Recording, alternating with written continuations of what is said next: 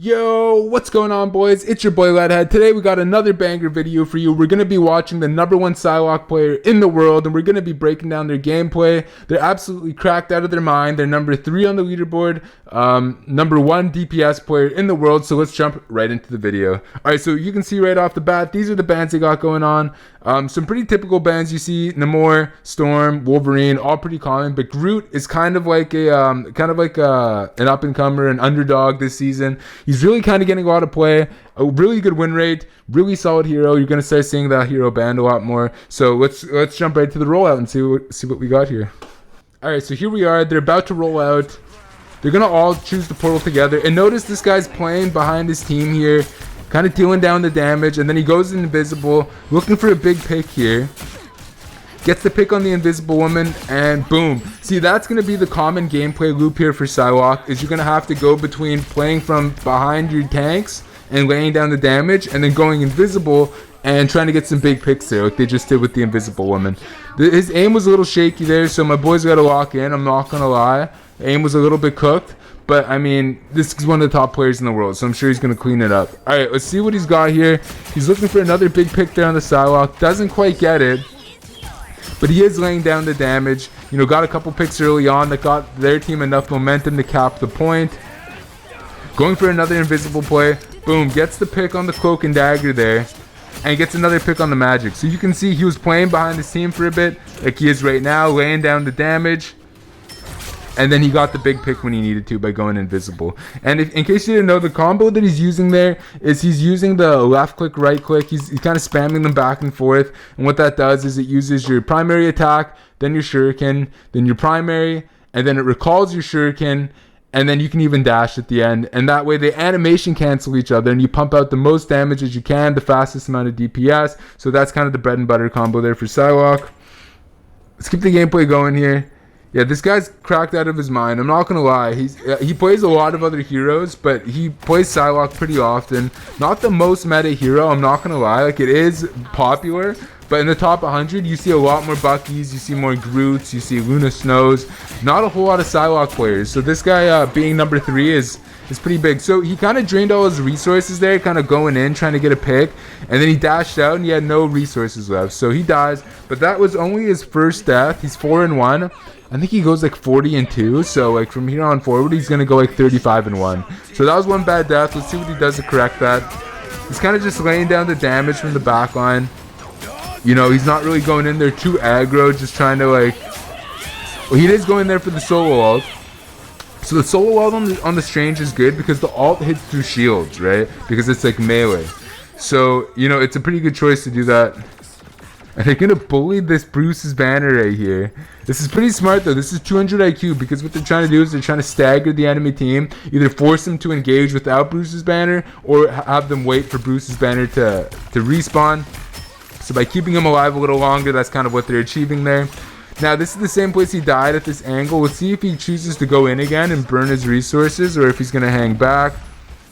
Yeah, it seems like he learned pretty quick what his mistake was last time. He's going to hang back, just lay down the damage. Not really going too aggro with the flanks. Kind of just going for the consistent damage on the team. Farming that ult charge. Yeah, and then he's going to get out, play the health pack, play his life, play behind his front line, play behind the tanks, you know, just try to get that damage in there. And he's going to try to get that pick on the enemy Psylocke. Bro, you got to diff this guy, bro. Diffs the enemy Psylocke. Going to use that momentum to keep rolling them.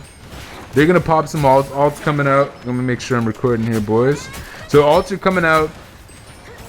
He's kind of just going to play the high ground and choose to just farm his own ult. There we go. He's got it now. Gets the pick on the cloak and dagger with the help from Bucky. Now they're just laying down the damage. See, this is probably why he's top in the world. He didn't pop his ult too early. Saves himself with the dash. Always save your cooldowns to get yourself out of sticky situations like they did just there. If they had no dashes left, they were literally dead. But they saved themselves. Gets out of that ult again. You see that with the dash.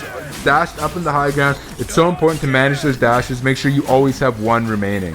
And it's also make sure that whenever you hit the invids, you're hitting that combo with the mouse 1, mouse 2 back and forth in order to get the most damage possible. Make sure you're balancing your time between playing behind your front line and going for those invisibility picks. Honestly, that's where the biggest skill gap is. That's where it's easy to mess up. It's by going invisible at the wrong times, or not doing it often enough, or doing it too much. Not hitting your shots once you do get that 1v1 with the healer. That's kind of where you're going to mess up the most. That's the hardest part about playing Psylocke. If you stay too much behind your front line, you're never going to get those high impact kills. And if you're too much on the front line, then you're not going to build your cooldowns and your ult often enough. And so you got to play that balance. So yeah, bro, Psylocke is a good pick. Not too meta. This guy makes him look insane. Going to lay down the damage. Is he going to diff the other Psylocke? Doesn't get the diff. But he's, he's in there. We got the Luna Snow ult going off, so he's going to go in with his own ult. Doesn't really get much. He cancels the ult early. You see, that's going to differentiate a good Psylocke from an amazing one, from like a top 500 one. Is if you're not doing much with your ult, you got to cancel it. And look, he canceled it and then gets that 1v1 with the Cloak and Dagger right after. Those extra seconds were precious. Allowed him to pick another healer. That's huge. That's like going to go right towards your uptime if you cancel a crappy ult. I know it sucks to cancel an ult, but look what it did wonders for him. He got an extra couple steps out of it. Got ahead of the curve. Getting all these picks. Just really steamrolling them. Their Psylocke's gonna ult. Doesn't really get too much out of it. And then he's just back to laying down the damage. So they're gonna get ulted. He's gonna go in there and try to peel, and he's gonna get that pick. So that was a great peel. As soon as you saw the ult come out, he didn't like run away from the ult. He waited for the ult to pop, and then he went right in there and tried laying down as much damage as he could. That was a cracked first round. Let's see, how many kills does this guy have? 19-1. So he's going to go like another 20-1 in the next round. Let's see what happens, boys. All right, so here we are. My boy's rolling out. Spark R. He's got a couple accounts that are on the top 100, so... Bruh. Okay, that's literally his only death of the match, though, boys. Like, I know that looked kind of bad. Everybody's got those deaths, bro. That goes to show. Number 3 player in the world, and he still dies like that sometimes. But that's his only death of the match. So now he's going to go like 20-0 from here on forward. Let's see what he does.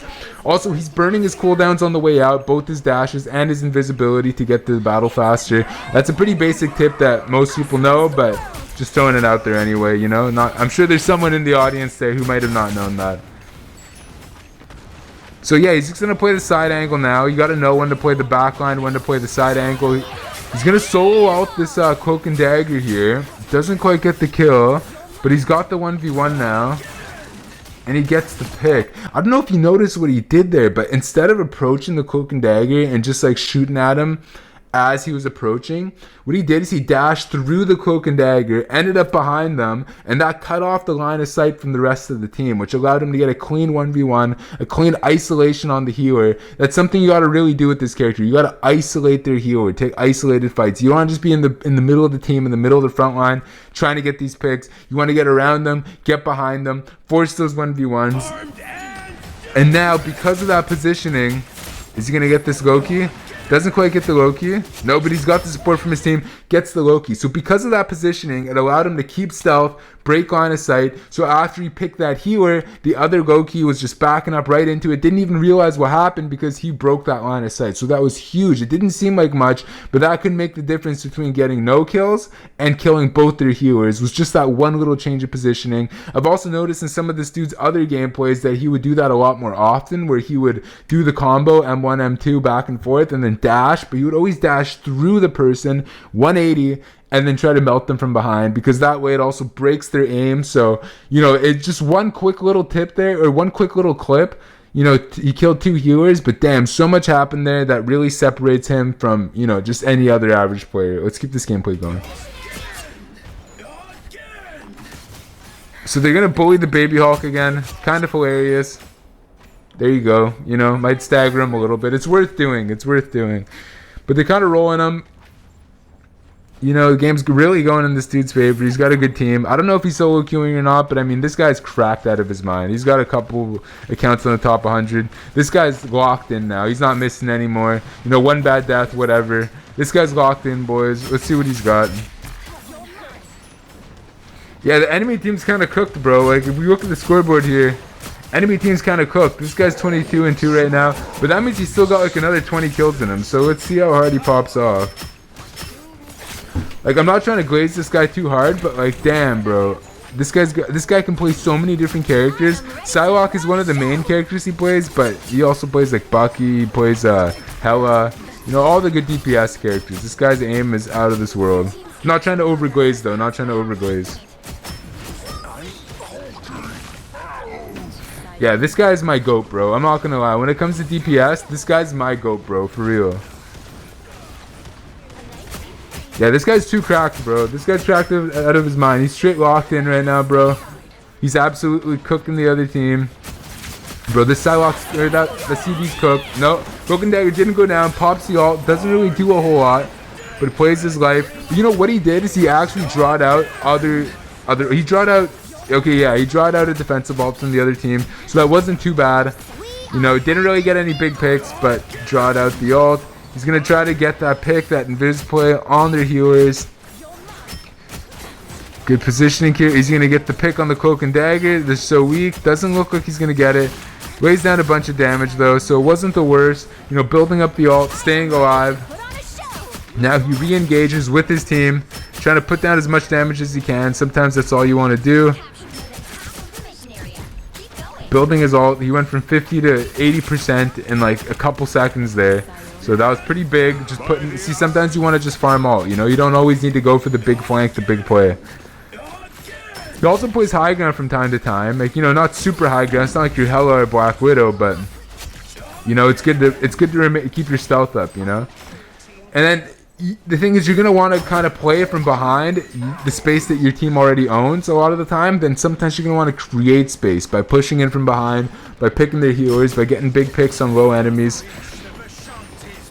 Okay, so the ult goes out, so you know that's like a rat running the cheese right there. Like, just gets the whole crew right there. Like he's locked in. You know he's listening for these freaking ult voice lines. Really, everybody is at this level. So yeah, this guy's absolutely cooked. This team is cooked, bro, because they're literally pushing right up to their spawn. You can see how cracked he is. They're kind of just getting rolled at this point. But I mean, let's see how he holds it off. It actually sounds like the strangest portaling. So they're gonna try to C9 him.